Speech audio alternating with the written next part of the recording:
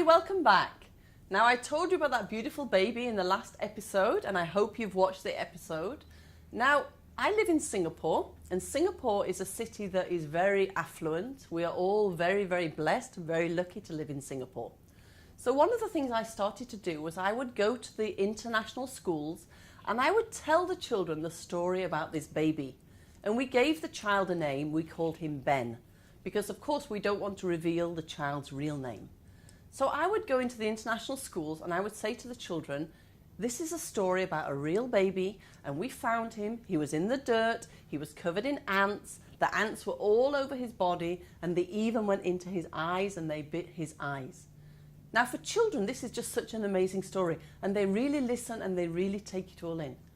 And then a few children from one of the schools, which is called Tanglin School in Singapore, they said, look, Sally, how can we help?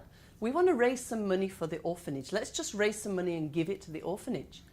But I said to the children, look, why don't we try and do something a bit bigger than just raising the money?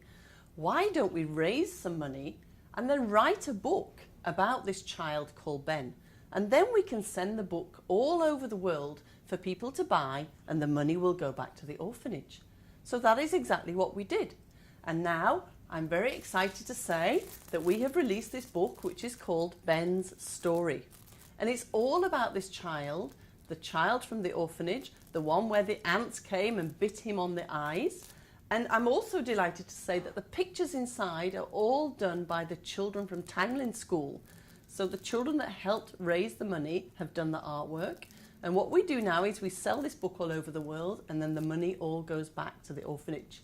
So if you want a copy of this book, just simply drop us a line. We'll put a link below and you can order a copy.